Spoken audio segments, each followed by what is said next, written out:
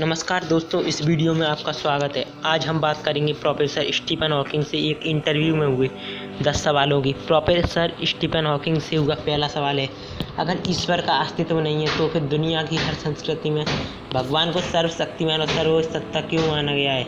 ईश्वर की अवधारणा सार्वभौमिक यानी यूनिवर्सल क्यों है?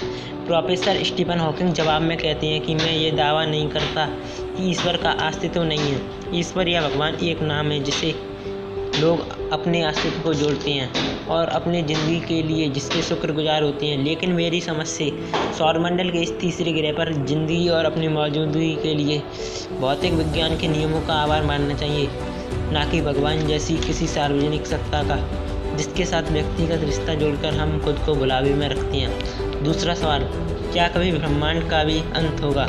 अगर हाँ तो इस अंत के बाद क्या होगा? प्रोफेसर स्टीफन हॉकिंग जवाब में कहते हैं कि एस्ट्रोनॉमिकल ऑब्जर्वेशन हमें बताते हैं कि हमारा ब्रह्मांड फैल रहा है और इसके फैलने की रफ्तार लगातार बढ़ती जा रही है। ब्रह्मांड हमेशा ऐसे ही फैलता रहेगा और इसके साथ साथ ये और भी ज़्यादा अंधकारपूर्ण और खाली जगहों को जन्म देता रहेगा।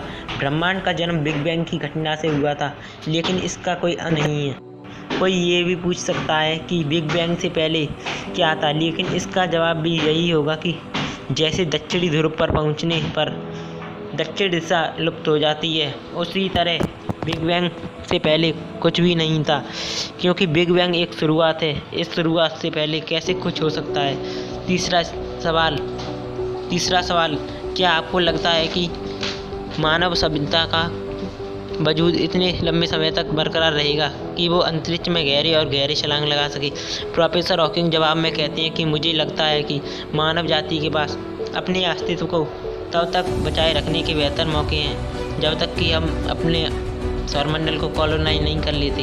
हालांकि इस सौरमंडल में हमारे लिए पृथ्वी जैसी कोई माकूल जगह नहीं है, इसलिए अभी यह स्पष्ट नहीं है कि जब ये धरती जीवन के किसी भी स्वरूप के रहने लायक नहीं रहेगी, ऐसी हालत में मानव जाति बचेगी या नहीं। मानव जाति के वजूद को ज़्यादा से ज़्यादा लंबे समय तक बरकरार रखने के लिए दूसरे सितारों की दुनिया तक पहुंचना हमारा बहुत ज़रूरी है। अभी इसमें काफ़ी वक्त है, हमें उम्मीद करनी चाहिए कि तब तक हम खुद को बचाए रखने में कामयाब रहेंगे। चौथा सवाल, अगर आप अल्बर्ट आइंस्टीन से बात कर सकते तो उनसे क्या कहते? प्रोफेसर हॉकिंग जवाब में कहते हैं कि मैं उनसे कहता कि आखिर वो ब्लैक होल्स में यकीन क्यों नहीं करते। उनके रिलेटिविटी के सिद्धांत के फील्ड समीकरण बताते हैं कि एक विशाल सितारा या गैसों का सघन बादल खुद में ही नष्ट होकर एक ब्लैक होल को जन्म दे सकता है। आइंस्टाइन खुद इस तथ्य को जानते थे, लेकिन फिर भी उन्होंने किसी तरह खुद को समझा लिया था कि किसी भी धमाके की तरह हर विस्फोट द्रव्यमान या वजन को बाहर फेंक देने के लिए ही होता है। यानी वो मानते थे कि सितारे की मौत होते ही एक धमाके के साथ उसका सारा पदार्थ चिटक जाता है, लेकिन अगर विस्फोट हो ही नहीं और सितारे की मौत होते ही उसका सारा पदार्थ बस उसके एक बिंदु में ही सिमट कर रह जाए तो? पांचवा सवाल, ऐसी कौन सी वैज्ञानिक खोज या विकास है जिसे आप अपने जीवन काल में ही साकार होते हुए देखना चाहते हैं? प्रोफेसर स्टीफन हॉकिंग जवाब में कहते हैं कि मैं चाहूँगा कि मेरे जीवन काल में नाभिकीय फ्यूजन ही ऊर्जा का व्यवहारिक जरिया बन जाए। इससे हमें ऊर्जा की अच्छी आपूर्ति होती रहेगी, और वो भी ग्लोबल वार्मिंग या प्रदूषण के खतरों के बगैर। छठा सवाल, मृत्यु के बाद हमारी चेतना का क्या होता है? आप क्या मानते हैं? प्रोफेसर हॉकिंग जवाब में कहते हैं कि मैं मानता हूँ कि हमारा मस्तिष्क एक कंप्यूटर और चेतना उसके एक प्रोग्राम की तरह है। ये प्रोग्राम उस वक्त काम करना बंद कर देता है जब उसका कंप्यूटर टर्न ऑफ हो जाता है। सिद्धांत हमारी चेतना की रचना न्यूरल नेटवर्क पर फिर से की जा सकती है, लेकिन ऐसा करना बेहद मुश्किल है। इसके लिए मृतक की सारी स्मृतियों की आवश्यकता पड़ेगी। सातवां सवाल, आप एक ब्रिलियंट फिजिसिस्ट के तौर पर मशहूर हैं। आपकी ऐसी कौन सी आम रुचियाँ हैं जो शायद लोगों को हैरान कर सकती हैं? प्रोफेसर हॉकिंग जवाब में कहते हैं, मुझे हर तरह का संगीत पसंद है, पॉप, क्लासिकल और ओपेरा, हर तरह का।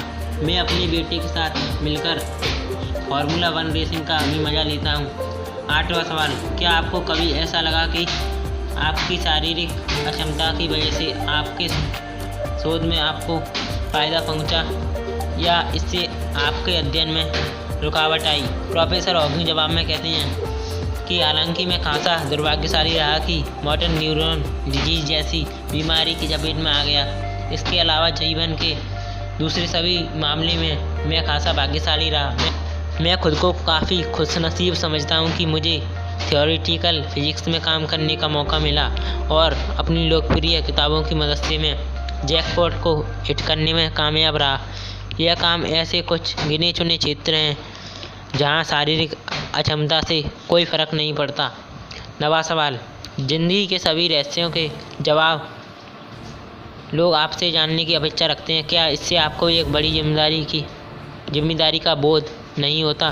प्रोफेसर स्टीफन जवाब में कहते हैं कि देखिए, ज़िंदगी की सभी समस्याओं का हल यकीनन मेरे पास नहीं है। फिजिक्स और गणित ये तो बता सकते हैं कि ब्रह्मांड का जन्म कैसे हुआ, लेकिन इससे मानवीय व्यवहार के रहस्यों को नहीं जाना जा सकता, क्योंकि अभी बहुत से सवालों को सुलझाना बाकी है। लोगों को समझने के मामले में मैं अनाड़ी दूसरे लोगों की तरह अभी तक मैं भी ये नहीं समझ पाया हूँ कि लोग किसी चीज़ पर विश्वास कैसे कर लेते हैं, खासतौर पर महिलाएं।